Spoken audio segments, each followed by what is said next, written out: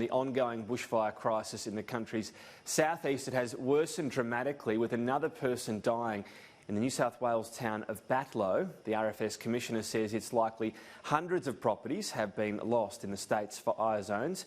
He's also lashed out, and this is a very rare rebuke, at the Prime Minister over his decision to deploy Army reservists, saying it will make the work of the RFS crews harder. Here's what we know this morning so far. The very latest on the fire situation. One person has died in Batlow in New South Wales.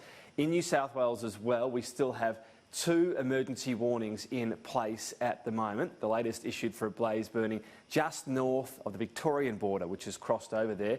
There are 4 emergency warnings in place in Victoria as well. We've got Army helicopters as well helping to take people from parts of East Gippsland that have been affected. South Australian fire victims have also been named, of course, from that blaze that tore through Kangaroo Island so quickly yesterday and the previous day as well. The ferocity and speed of that fire taking a lot by surprise. We've got our reporters standing by in the key bushfire locations right across the country, and we're going to bring you the latest right throughout the afternoon as well on this situation. We won't miss a beat here on Sky News. In this hour we begin in New South Wales, where a man has died in the state's south there. Plenty of properties destroyed as well. Eliza Edwards is at the Albury Command Centre. Eliza, what's the latest there? Well, this man had travelled from his home at Goulburn to help a mate defend property at Batlow, which was badly impacted by fire yesterday afternoon. The 47-year-old left to retrieve water, and when he didn't return, his friend went to look for him, finding him unconscious in his car. Despite efforts to save him, he died at the scene. It's believed he'd suffered a heart attack. So that tragic news out of Batlow this morning, confirmed by the New South Wales Premier. Very sadly, one person lost their life due to a cardiac arrest just outside of Batlow last night, and police have just issued details about that one deceased person. And of course, our hearts, thoughts and minds go to their families during this very difficult time.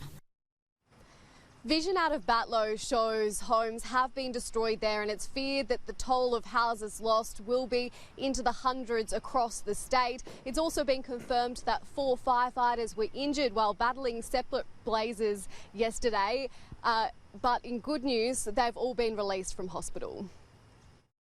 So there were 2 involved in protecting critical infrastructure at the Milton Waterworks fire, so they suffered severe smoke inhalation and heat exhaustion.